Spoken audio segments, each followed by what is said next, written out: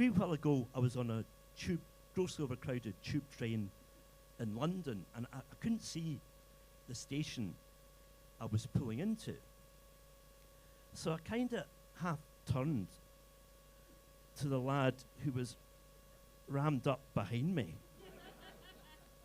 And I said, "Excuse me, sir, is this Cock Foster's?" And the lad replied, "No, it's mine."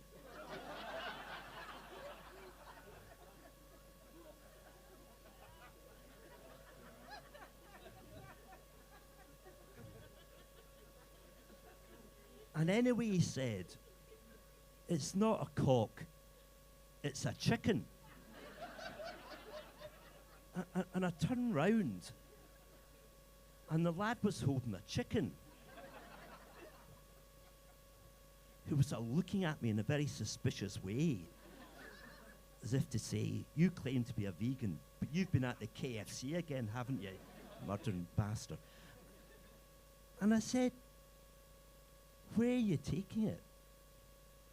And he replied, "Liverpool." And I said, "Where are you taking it to in Liverpool?"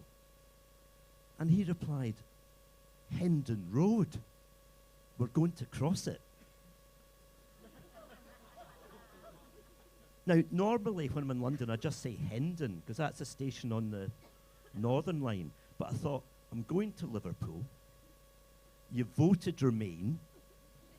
So at the very least, you deserve a geographically specific joke. Because there is a Hendon Road in Liverpool, L6, you know, it's near Newsham Park.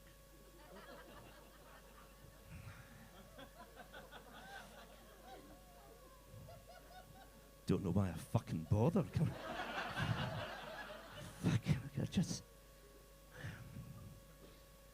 So anyway, the promoter said, he said, "Well, Andrew, I quite liked that bit when I thought cock was referring to your penis, but then you over-elaborated. So maybe what you need to do is not sex jokes, but jokes about yourself, you know, personal stuff." And I thought, that's right, because I don't do that, actually. I don't tend to do that. So I'm going to close with a couple of wee bits, you know, of more personal stuff. And the first is to do with my son, actually, your elder son. He came home, we were out walking the dog. It's at university.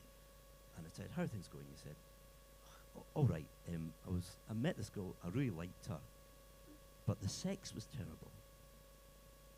And I said, "What was that?" He said, "Well, I told her to lick it like an ice cream."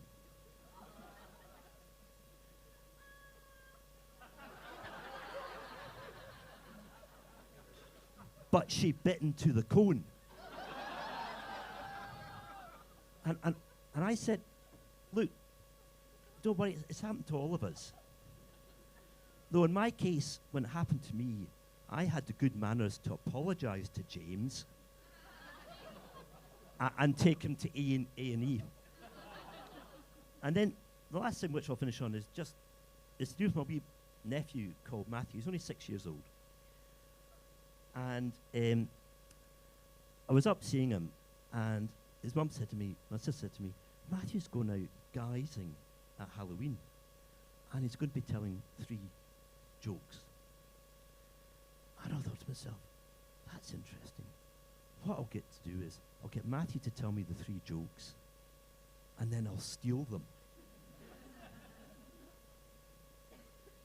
And I thought, but I'll only get him to tell me his funniest joke, because if that's no good, I won't waste my time with the other 2. So I said to Matthew, "Matthew, I understand you got a joke." And I said, "That's right, Uncle Andrew." He's got a very funny voice, Matthew. It's very sort of high-pitched, almost like a 6-year-old's. And I said, "Well, what's your joke?" He said, "Uncle Andrew, what do you call a monkey without a banana?" I said, "I don't know." "Hungry." He's only 6 years old. Round of applause for Matthew, the funniest person in the Thompson family, and I'm his less funny uncle. Thank you.